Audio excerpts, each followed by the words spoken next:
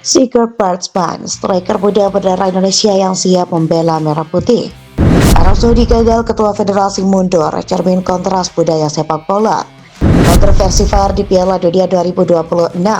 Gol Iran dianulir, Selatan angkat bicara. Simak informasi selengkapnya sebagai berikut. Anggota Dewan, hadirin sekalian yang kami muliakan, marilah kita memasuki acara terakhir rapat paripurna Dewan hari ini, yaitu persetujuan terhadap permohonan pertimbangan pemberian kewarganegaraan Republik Indonesia dilanjutkan dengan pengambilan keputusan. Berdasarkan surat Presiden nomor R26 dan R27 tanggal 11 Juni, hal permohonan pertimbangan pemberian kewarganegaraan Republik Indonesia serta sesuai dengan hasil rapat konsultasi pengganti rapat BAMUS antara pimpinan DPR RI dan pimpinan fraksi-fraksi pada tanggal 29 Juni 2026 telah menugaskan Komisi 10 dan Komisi 13 untuk melakukan pembahasan dan selanjutnya diputuskan dalam rapat paripurna.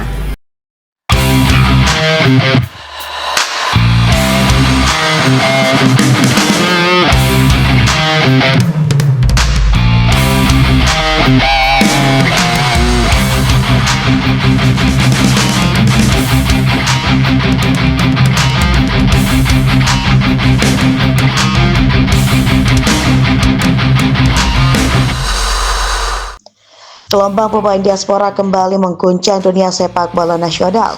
Kali ini sorotan tertuju pada Sigurd Bergsman, penyerang muda yang secara terbuka menyatakan kebanggaannya memiliki darah Indonesia. Dalam sebuah wawancara, Bergsman menegaskan bahwa ia siap kapan saja jika dipercaya untuk mengenakan jersei merah putih di level internasional. Sigurd Bergsman lahir dan besar di Eropa. Namun semangat Indonesia mengalir kuat dalam dirinya. Ia mewarisi garis keturunan Indonesia dari pihak keluarga ayah, dan sejak kecil sudah mengenal budaya Nusantara melalui cerita keluarga. Meski belum pernah berkunjung langsung ke Indonesia, Bergsman mengaku memiliki rasa keterikatan emosional yang kuat terhadap tanah leluhurnya. Saya bangga punya darah Indonesia. Jika suatu hari saya bisa membela timnas, itu akan menjadi kehormatan besar. Ujarnya dalam sebuah pernyataan yang langsung viral di kalangan penggemar sepak bola nasional. Dengan posisi sebagai penyerang tengah, Sigurd Bergsman mulai digadang-gadang sebagai opsi baru di lini depan timnas Indonesia. Ia dikenal memiliki gaya bermain agresif, kemampuan positioning yang tajam, serta naluri mencetak gol yang tinggi. Karakteristik yang sangat dibutuhkan oleh skuad Garuda saat ini. Pelatih John Herman yang tengah membangun fondasi baru timnas dengan kombinasi pemain lokal dan diaspora disebut mulai memantau perkembangan Bergsman jika proses komunikasi benar-benar terjadi. Kehadirannya bisa menjadi kejutan besar dalam proyek regenerasi lini depan Indonesia. Kehadiran Bergsman tentu akan menambah padas persaingan di sektor penyerang. Saat ini posisi tersebut sudah diisi oleh nama-nama seperti Rafael Struijk, Romeni, dan Marcelino Ferdinand yang kerap didorong lebih maju. Namun Bergsman menawarkan sesuatu yang berbeda, postur ideal, kecepatan, dan kemampuan duel udara yang mumpuni. Jika benar bergabung, ia bisa menjadi senjata baru bagi Herman untuk menghadapi lawan-lawan kuat di turnamen besar mendatang. Fenomena pemain diaspora seperti Sigurd Bergsman menunjukkan bahwa proyek naturalisasi dan pencarian talenta keturunan Indonesia di Eropa terus berkembang. Dari Belanda, Belgia hingga Inggris, semakin banyak pemain muda yang mulai mengakui dan bangga dengan akar Indonesia mereka. Bergsman bukan hanya simbol kebanggaan, tetapi juga harapan baru bagi masa depan sepak bola Indonesia. Dengan semangat dan komitmen yang ia tunjukkan, publik kini menunggu langkah resmi dari PSSI dan pelatih Herman.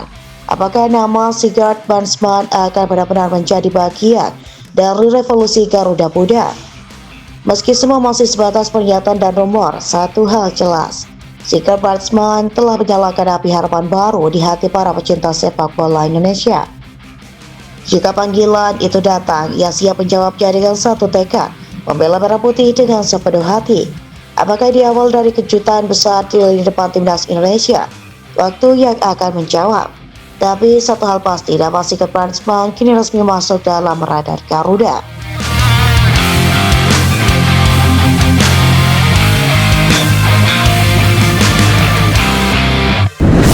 Drama besar terjadi di panggung Piala Dunia 2026. Timnas Arab Saudi yang selama ini dikenal sebagai salah satu kekuatan sepak bola Asia harus menelan pil pahit setelah gagal lolos dari fase grup. Kekalahan ini bukan hanya memukul mental para pemain dan pendukung, tetapi juga mengguncang struktur kepemimpinan federasi. Ketua Federasi Sepak Bola Arab Saudi langsung mengambil langkah tegas, mengundurkan diri sebagai bentuk tanggung jawab atas kegagalan tersebut. Langkah mundur sang ketua federasi dianggap sebagai sikap satria. Di mata publik, keputusan itu mencerminkan budaya sepak bola yang menempatkan tanggung jawab sebagai hal utama. Ketika target besar gagal dicapai, pimpinan tertinggi tidak mencari alasan, melainkan memilih jalan pengunduran diri sebagai bentuk integritas. Bagi banyak pengamat, sikap ini menjadi contoh bagaimana sebuah federasi menempatkan prestasi sebagai tolak ukur utama, bukan sekadar jabatan atau posisi. Namun di saat yang sama, publik Indonesia justru menyaksikan fenomena berbeda. Di sebuah negara yang bahkan gagal lolos ke Piala Dunia, Ketua Umum Federasi Sepak Bola malah sibuk beralih menjadi Menteri Pemuda dan Olahraga atau Menpora.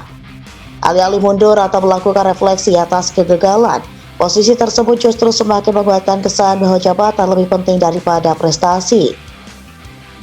Perbandingan ini memicu diskusi panas di kalangan pecinta sepak bola nasional. Ada yang menilai bahwa budaya tanggung jawab di Indonesia masih jauh tertinggal dibandingkan negara lain. Ada pula yang berpendapat bahwa politik terlalu mendominasi dunia olahraga, sehingga kegagalan di lapangan hijau tidak pernah benar-benar menjadi alasan untuk mundur. Beda negara, beda budaya. Fenomena ini memperlihatkan kontras budaya sepak bola yang mencolok. Di Arab Saudi, kegagalan di Piala Dunia dianggap sebagai aib besar yang harus segera ditindaklanjuti dengan langkah konkret. Sementara di Indonesia, kegagalan justru sering ditutupi dengan narasi pembangunan jangka panjang tanpa ada konsekuensi nyata bagi para pemimpin federasi. Perbedaan ini menimbulkan pertanyaan besar, apakah sepak bola Indonesia bisa maju jika budaya tanggung jawab tidak pernah benar-benar ditegakkan? Refleksi untuk masa depan. Kegagalan Arab Saudi di Piala Dunia 2026 memang menyakitkan, tetapi langkah mundur ketua federasi bisa menjadi titik balik untuk membangun kembali fondasi sepak bola mereka. Sebaliknya di Indonesia, kegagalan demi kegagalan terus terjadi tanpa ada perubahan signifikan di level kepemimpinan. Publik ini semakin kritis menuntut agar sepak bola Indonesia tidak hanya dijadikan panggung politik, tetapi benar-benar dikelola dengan profesionalisme dan integritas. Kisah ini menjadi cermin kontras budaya sepak bola. Ada yang memilih bertanggung jawab setelah gagal, ada juga yang tetap bertahan seolah tak terjadi apa-apa. Apakah Indonesia akan belajar dari sikap satria Federasi Arab Saudi, atau justru terus berjalan dengan budaya tak apa gagal asal tetap berkuasa? Jawabannya akan menentukan arah masa depan Garuda di panggung internasional.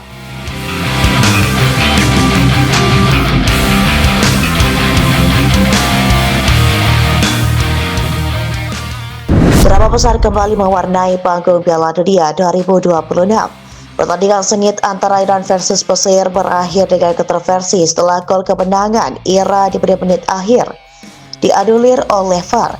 Keputusan ini langsung memicu perdebatan panas, bukan hanya di kalangan pemain dan pelatih, tetapi juga di mata publik dunia. Gol Iran yang sempat membuat stadion bergemuruh akhirnya dibatalkan setelah wasit utama menerima masukan dari ruang VAR. Alasannya terjadi dugaan pelanggaran sebelum bola masuk ke gawang Mesir. Namun keputusan tersebut dianggap tidak meyakinkan oleh banyak pihak. Alih-alih meredakan kontroversi, teknologi yang seharusnya menghadirkan keadilan justru menambah keraguan. Mantan striker Swedia Zlatan Ibrahimovic ikut melontarkan kritik keras terhadap keputusan tersebut. Menurutnya, VAR seharusnya hadir untuk menghilangkan kesalahan yang jelas, bukan menciptakan kontroversi baru. Keputusan sebesar ini harus benar-benar didasarkan pada bukti yang meyakinkan. Nasib sebuah negara di Piala Dunia tidak boleh ditemukan oleh keraguan, tegas Zlatan. Ia bahkan menambahkan bahwa para wasit dan petugas VAR harus bertanggung jawab atas keputusan yang mereka ambil. Komentar Zlatan langsung menjadi sorotan media internasional. Dengan reputasinya sebagai sosok yang selalu vokal dan berani, kritik ini semakin memperbesar tekanan terhadap FIFA dan badan pengawas pertandingan. Banyak pengamat menilai bahwa keputusan VAR di laga Iran versus Mesir masih layak diperdebatkan. Beberapa analis menyebut rekaman tayang ulang tidak menunjukkan pelanggaran yang cukup jelas untuk menganulir gol. Sementara itu, pihak yang mendukung keputusan wasit berargumen bahwa aturan harus ditegakkan secara konsisten, meski konsekuensinya pahit bagi tim yang dirugikan. Perdebatan ini pun merambah ke media sosial. di mana ribuan komentar dari fans Iran dan Mesir saling beradu argumen. Ada yang menuding FIFA tidak transparan, ada pula yang menilai VAR memang harus berani mengambil keputusan meski kontroversial. Bagi Iran, keputusan ini terasa seperti mimpi buruk. Gol yang dianulir bukan hanya menghapus peluang kemenangan, tetapi juga berpotensi menentukan nasib mereka di fase grup. Publik Iran menilai bahwa keputusan tersebut merampas kesempatan bersejarah bagi tim mereka. Kontroversi VAR di laga Iran versus Mesir menjadi salah satu momen paling panas di Piala Dunia 2026. Kritik Zlatan Ibrahimovic menambah tekanan agar FIFA mengevaluasi penggunaan teknologi ini. Apakah keputusan tersebut sudah tepat atau masih layak diperdebatkan? Publik dunia tampaknya belum menemukan jawaban pasti. Namun satu hal jelas, VAR yang seharusnya menjadi solusi kini justru menjadi sumber drama baru di panggung sepak bola terbesar dunia.